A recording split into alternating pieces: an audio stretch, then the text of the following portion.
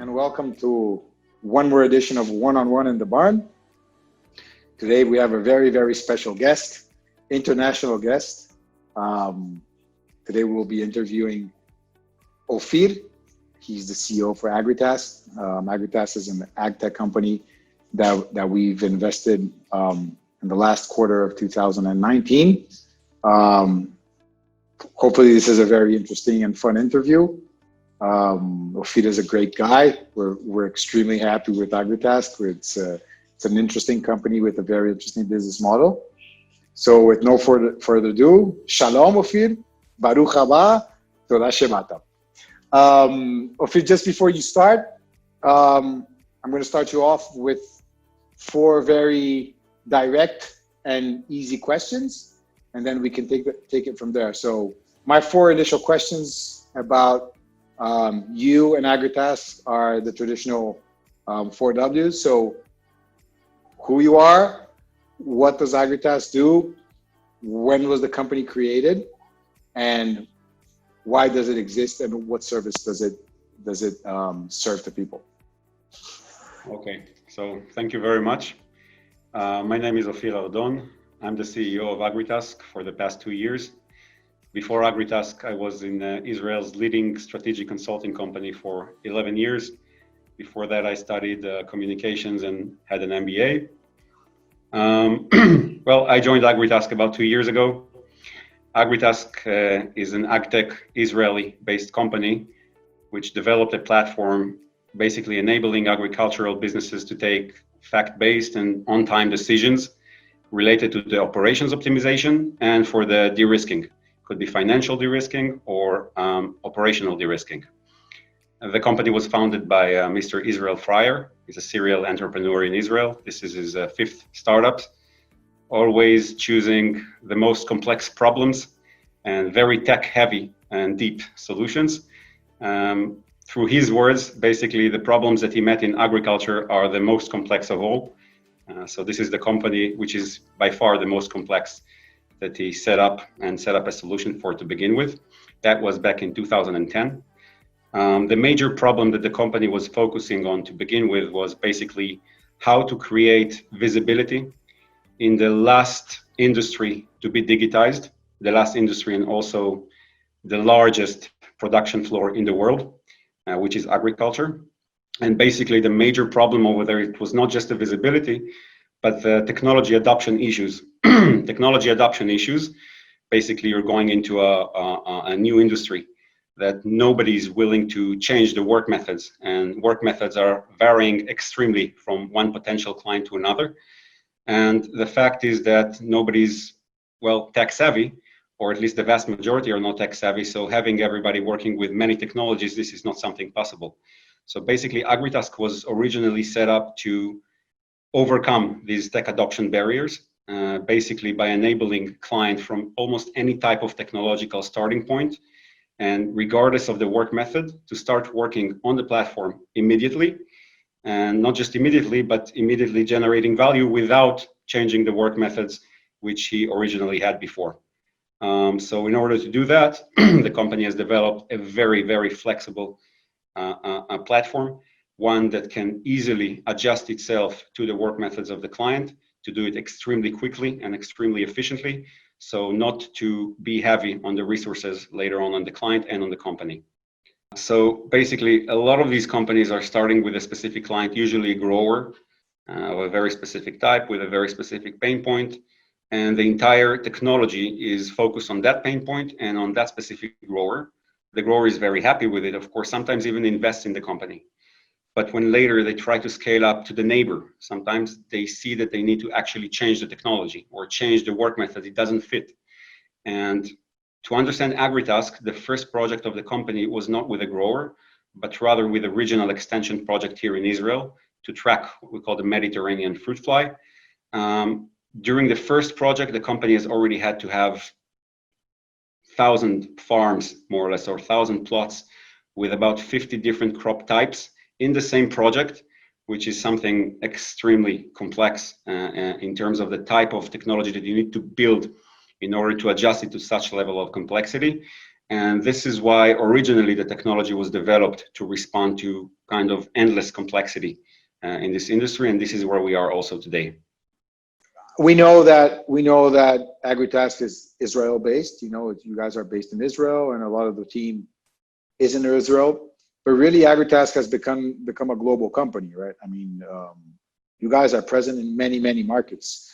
Where are you guys present today with current product and the new product that we're going to talk about?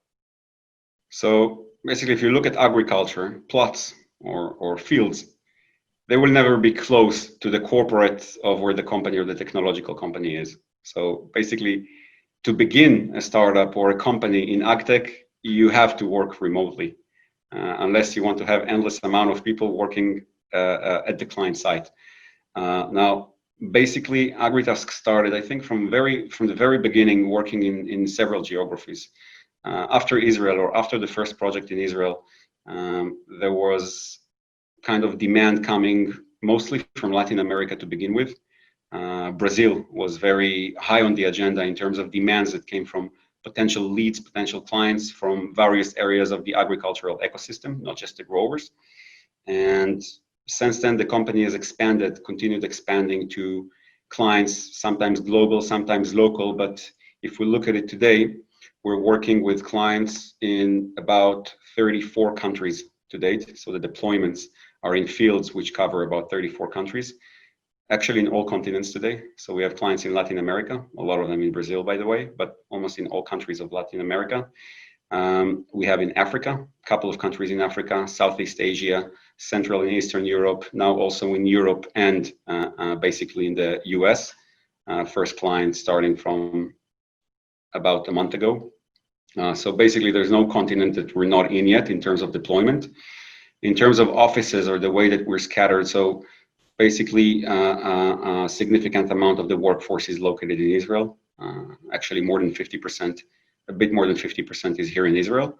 We have an office in Bulgaria, a lot of developers and people that support the implementation process or the delivery for each and every client. And we have an office in Brazil where we have both sales and customer support and customer success on the field, on the ground. We have, well, not offices, but people scattered in other places in the world working remotely. It could be either developers or customer success in various countries. And for the countries that we don't have physical presence from AgriTask, we have a lot of partners that can take care of the clients, either from a sales perspective or from a customer support success perspective. Perfect. Excellent. As an investor, when we started looking at AgriTask, and you know this, we're fairly, I think, knowledgeable in the ag sector. We've done a few deals, but we're really interested in how, precise data on a micro level from the producer side and from basically people that are part of the ag chain, how that data can improve the life of the producer, of trading companies, of banks, of insurers. In other words, how data can really bring more efficiency to the market through transparency and data itself, right? And I guess that's one of the major reasons, or one of the main attractors that we found in AgriTask. We are really enthusiastic about the product. That I would love you to talk more about. That is more to the insurance market and to credit markets, just compiling and bringing all these data from AgriTask's current product and from other products as well, and integrate them into the database and the product that you guys currently have, to be able to help insurers and banks and credit facilitators to effectively, reach out with insurance policies and credit facilities to people who need them in a much more efficient way. Tell us more about that product. What are you guys doing with the insurance product? Who does it aim to be used by? And what are the major achievements that you guys want to have when that product is working at full scale? Well, let's start with a bit of an overview of the product, or at least of the platform, because products, it's a derivative of a use case, or a derivative of the segment that we're serving. But if you look at us as a platform, look at the technology as a platform, we first have to understand what it does. So basically, I mentioned there is a visibility issue in the field today, which is the biggest problem in agriculture. This is what the entire, or the initial problem that ag tech companies are trying to solve. How to create a visibility of something that grows in the field and you can't look at it at any given time. So basically, you have to understand the roots of the problem. One part of it is because you need to collect data on what is going on in the field, and you use extensive workforce to do it today. A lot of the data, you still need the human sensor, and there's no replacement sometimes to the human sensor. And when you collect this data, either because you collected it because you wrote it down and told your manager what is going on in the field, or sometimes you just memorized it and said, there are pests, or there is a problem, there is an issue. This is not really data. It's hardly, you can hardly call it information, let alone to take this data and actually act upon it in real time, and not just at the end of the season that you see that there are screw-ups that you can no longer do anything about. So this is one source. The other source, you see many companies, many ag tech companies in the market, but you see a technology per pain point or per a specific issue. Many technologies if you want to solve all of agricultural problems for a client. And these systems don't talk to one another. So if you really want to have 360 situational awareness, you have to go from one system to another. And if you want to take decisions based on deep analytics that you've done on the data, it can take you forever to take a decision that sometimes you need to take daily. So despite of all these technologies, you still have a problem of visibility.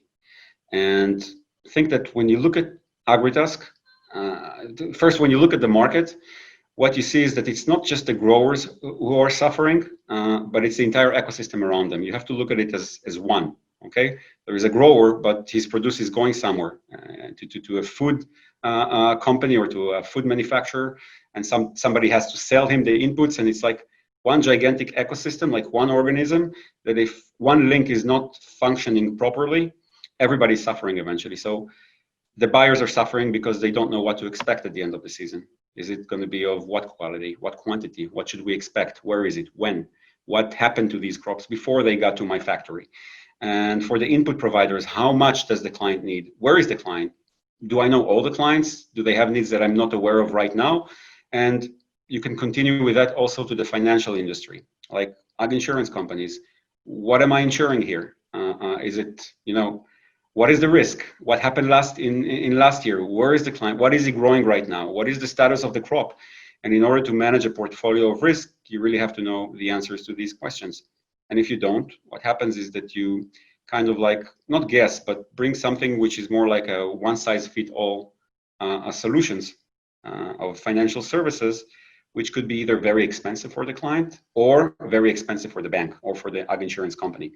One of the two. So what you're trying to bring to the market is full transparency and full knowledge on an individual basis for each producer and each company, so that they understand where their money is going to, how that money is going to be invested, how the production is coming out, how is that guy going to repay you, if the risk for a producer in a specific region is completely different from its neighbor, and why, so you're really trying to bring some sort of individuality to each and every producer in the ag chain, right?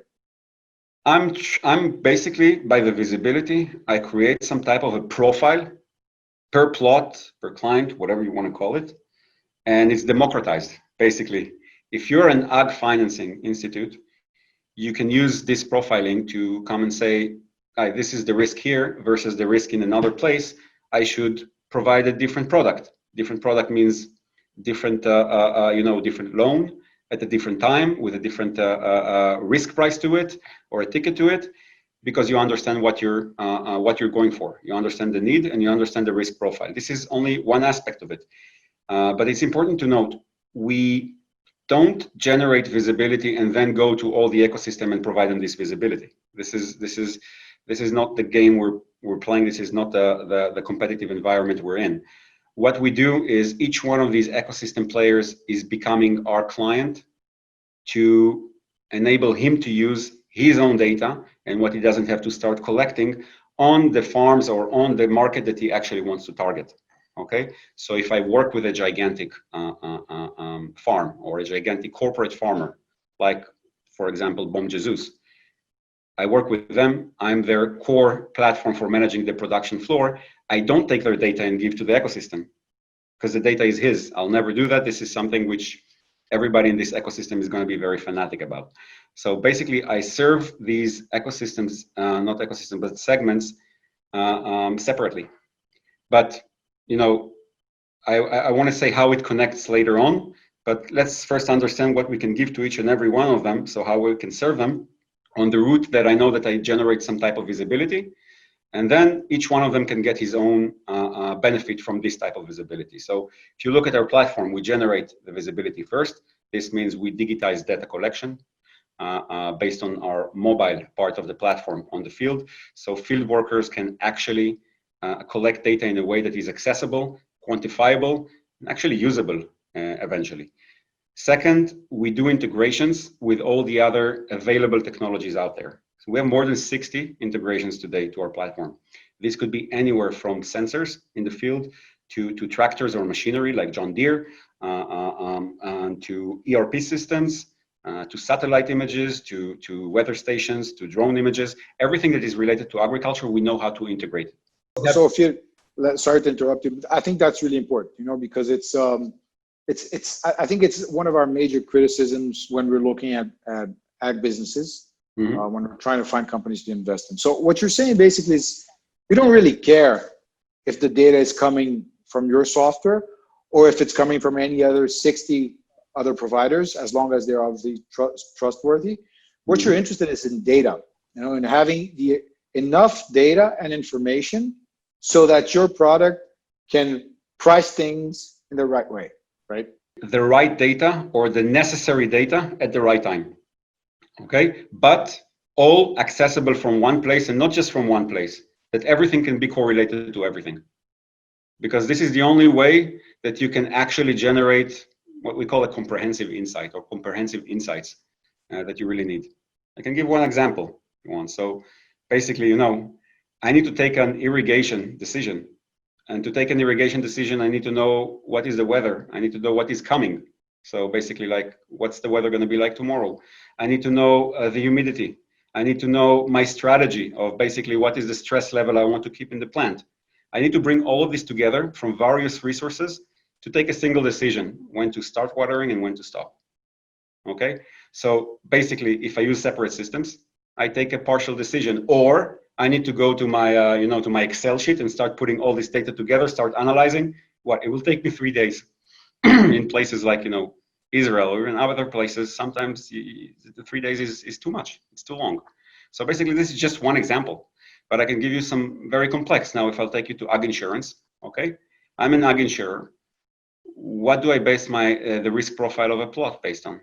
I need historic data of precipitation, yield, what did he grow, what is he growing now, what is the status right now at the moment, is he growing where he should, is this an indigenous area, is this good soil to grow on, whatever is growing, and etc., etc., etc. And if I can bring all this data into one place, whether collected now because nobody has it available, or from various resources that I can get from the government, from the client itself, and I can bring it all together, put the model in place. So basically I finished all my problems, because now I have the access and I have the algorithm to make use of this access to give an answer. What is the risk profile? And hence, what is the right policy? And hence, what is the right pricing for this policy? Ofir, what kind of clients are using the product today? It's a two-way question. So what kind of clients are using the product today? And how do you think you differentiate from all other competitors or most competitors that are out in the market trying to sell their solution as well? So basically, as I mentioned earlier, we look at an ecosystem perspective. and we're covering currently various segments within the ecosystem. By the way, with a future vision to connect a couple of them together on the same grower eventually. Basically, today we work either with very large growers, corporate growers, and you can find abundant in Latin America mainly. And they're probably the largest growers in the world are there, and vast amount of them. So basically, for them, we serve as the core platform for managing the operations or for managing the production floor. We work mainly with their agronomic departments. There are some clients, sizable, could be 200,000 hectares of land managed by the same client, or in forestry, it could be 2 million hectares. So this is one type of client. I have to mention we're crop agnostic. We don't specialize in a specific type of crop, but rather multi-crops. The other segment that we're very strong in is what we call the aggregators.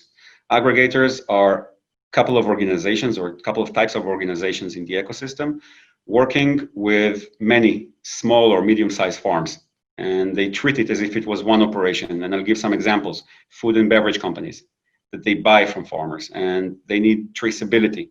They need to know what is going on with the farmer, how is he growing, when is it ready, and they need to know everything about quality, quantity, and what went wrong, to also enable the monitoring, the advice, and everything else that they want to add to the farmer at the end of the day. So it's like managing a supply chain, but closer to the production floor of the crops. So over there we have several clients, by the way, just as an example, General Mills in Brazil, as one example. But we work with coffee buyers, etc. I can give several names here. Another could be on the sell side, basically input providers. Those could be seed providers or even developers, R&D companies, chemicals, beneficial pests, all the type of inputs that are provided to the farms. Over there, they also have extensive operations on the ground. They need to know what is going on with the farm in order to know what to deliver to the farm, or the best delivery that they can give to the farm. Also, they're interested in adding value eventually, and therefore they need a strong communication with the farmer. This is another segment. Another interesting segment in the aggregators is a worldwide phenomenon which is called regional extension projects. Those are owned by governments or by NGOs. These could be small teams in charge of advising and monitoring sometimes hundreds of thousands of farms in a given area. This is impossible to do without a system, unless you're just about the campaigns. So basically, when we provide them with a system, they can actually treat this region as if it was one gigantic farm. And the last is what you mentioned earlier, ag insurance. And ag insurance, actually, it's the same problem, just from a financial perspective or from a risk perspective, having the same trouble. And this is another very important segment for us. I think that something that is very important is what we're aiming for in the future. If you take a look at ecosystems of farmers in remote places or in developing places, sometimes these farmers are not even connected to an ecosystem. Nobody knows they exist. Now, if we connect them under a unifying regional extension project, and afterwards we already know how to serve the buyer and the input provider, we can bring them on board to serve the same plot or the same client that nobody knew existed before, and we can bring the insurance and ag financing. We literally changed the entire ecosystem from 0 to 100. It can take place in just a couple of years. But the basic fact is that the only way to do it is if you know how to capture these small farmers under a unifying theme, under a unifying system, and to bring all the ecosystem players, like I just mentioned, around him.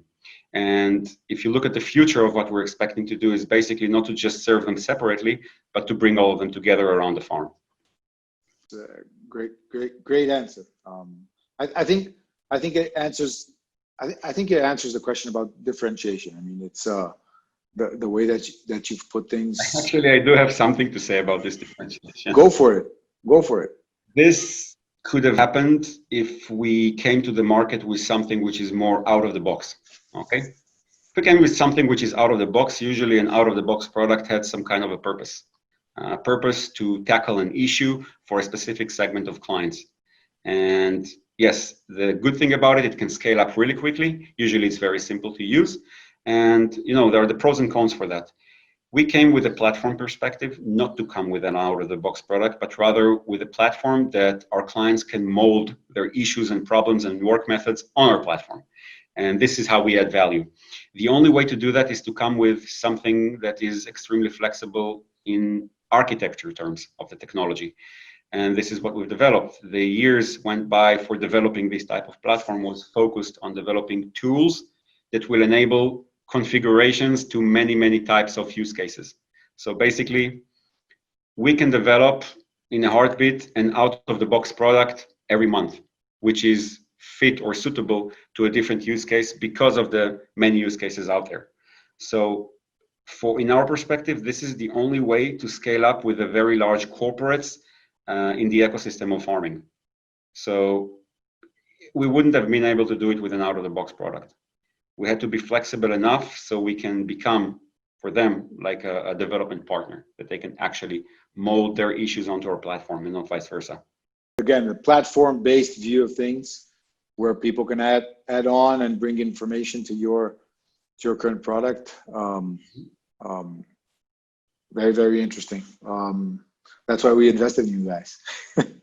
So, Ofir, moving on to more, I wouldn't say personal, but more on the management side of business. You know, we all love to talk about all the great things that we do and how cool we are and all the merits that we have. But I think the people who are listening, and I myself, I include myself in that, we learn a lot from mistakes, you know, from things that we didn't do or things that we did in a way that we would have done differently, looking back. So my question is regarding that. You know, I mean, as a CEO, I'm sure you've had more positive things than negative things. Otherwise, AgriTask wouldn't be in the position that it is today. Maybe you would be a little less Michigan with all the if your life was easier, but it isn't. You know, you're a CEO of an important company. So, I mean, what do you think were or are your major merits in AgriTask today? And I mean, looking back, what do you think are your biggest mistakes, or at least what are things that you would do differently or better, looking backwards today? You know. That's a tough one. You know, what comes to mind. Everyone hates that question. I never done it. No, we've done many. And actually, we still do many on a daily basis. And I have to say that sometimes, if I don't look at the managerial perspective, but on the, you know, all of the employees at AgriTask, we sometimes even cherish mistakes. At least move, make mistakes, learn from them, come back and do it differently. But yes, I could limit. There's some challenges, I could say, and then there are some mistakes which we didn't cope right with the challenges. Well, we're in COVID times now, so it's easy to talk about it. But let's start with the mistakes. During COVID, everyone has a legitimate excuse, at least for a small amount of time. So no, but actually, the challenges, because we don't know if it's a mistake yet or not. So it's easier to. Let's look at. I can think of two big mistakes. Okay, and I'm almost positive that I'm not the first one to make this mistake and to try and learn from it. And I cannot ensure that I won't repeat this mistake. I'll try not to. Well, let me think. I think that last year, and that was the first year of me being a CEO in this company, we started growing suddenly. Like, you know, it's not 20 customers anymore. It's like, you know, you grow, you get to 50, you get to 60, and then you have another 100, 200 leads that you need to get to. Your focus sometimes shifts to what's coming, the new sales. And sometimes you think that the customers that you already served or already succeeded with, you know, they don't complain. So maybe everything is good. We need to focus on something else and to put all of the focus on the new upcoming leads. And what we left behind was, you know, realizing that post-sales customer success is extremely important. Okay, I cannot emphasize on how important this is. And I think it's easy to forget, especially when you grow, okay? And I think that this was a mistake that we did, that we didn't put too much efforts on that, and we didn't put, you know, we didn't increase the resources over there. And we actually lost clients. And we were surprised, how come we lost clients? They didn't complain. And when we started investing more in the customer success, originally it was to better understand why. Are they not happy? Are they happy because we didn't hear anything? And you need the ears, and you need somebody to be there for the client after the sales in order to understand how he's using the platform. Is it easy for him? Is it good for him? Does he need anything else? Are there opportunities? Are there competitors knocking on the door and you don't know of? So you need these people, one, to remain paranoid, and two, to actually have the feedback, necessary feedback into knowing what to sell, what to promise, what you need to develop, which is by far the most important part, and how to maintain your product the best in the market. Okay, we've invested since then significantly, maybe now to the other extreme, in customer success, and actually we got extremely good feedbacks on the usability of the platform now among the clients, and we get extremely important, priceless insights that go directly into our development efforts. And it's like, it's I could say it's like trivial to say how important it is, but it's not trivial to understand how much you actually need to invest in it. It's as important as the delivery, as the R&D, and as everything else. This is one part. I think that the second mistake is more related to the time that it takes you to fix mistakes. Okay, and this goes to the challenge. The number one challenge that I encountered since I started was basically finding the right people for the right places or for the right roles. Okay. Now, what happens when you make a mistake? Sometimes it's the time that it takes you to realize there is a mistake. Somebody is not good for the job. You need to replace him or to put him somewhere else and to bring somebody else to the job. Sometimes waiting until you take this decision is, it's as bad as, not fixing the problem itself. And identifying the mistakes very quickly and acting upon them very quickly is essential, not just in this type of business, I think for every startup and for every intensively growing company. Okay, this is, if I could say, the mistake. So for us originally, yeah, it took time to identify that there is an issue and we need to bring somebody new, to a role that we didn't have somebody in it yet, or to replace somebody. This is sometimes taking time, and it takes time also to learn how to identify it quickly, faster. So we did have some mistakes over there as well. But I think that there are some challenges that we're trying to cope with, which are not mistakes, but they're challenges. And I think it's as important. I mentioned one of them, which is basically the right people in the right places. But then also, you could say the right go-to-market strategy. It's a new market, and it's still at the, I could say almost at the introductory phase. It's not even in the growth phase yet. And in these markets, I think that putting the right go-to-market strategy in place is very, very difficult. You have to constantly change it or shift it or fine-tune it, whatever you want to call it, but you cannot lock on it. This is the one, now I have to be fanatic about going only after this type. So this is a challenge. Always remaining somehow in focus, but yet to be flexible enough to change it on the go, because the market is shifting, changing, and even the customers or the types of customers are learning something new on a daily basis, and their needs are changing, and you have to really fit the strategy in a very fast moving market. Like, it's not just a moving target, it's a running target. Another one, it's in AgTech, basically for AgTech, okay? It's not a very tech-savvy market, okay? The cycles of sales and the cycles of adoption are, like, this is slow. Cycles are very, very long. And, by definition, you're trying to innovate. And to, push innovation into a very slow-moving market, which is not tech-savvy, this is a very big challenge. And this is something that we're coping with on a daily basis, trying to reinvent the wheel of how to do that on a daily basis. And the fact that we manage to go from one segment to another is always something that we have to focus on, and we have to be, careful about. If we can go from this segment, we can push innovation faster. From that segment, it can pay more for that. So basically, we have to be very flexible in this regards. And I think the last one, and that you probably know, you have first-hand into our board meetings. So basically, that it's the difficulty to maintain, on one hand, the focus, and on the other, to still remain open to opportunities. So it's like the focus and opportunities balance, which I believe is extreme for every high tech or every a startup company. And I think that in agriculture or in any space which is kind of new, just adopting technologies, it's even worse. So Yeah. this is It's still hard. going to Everything. A lot of things look very tempting, and it's very hard to say no.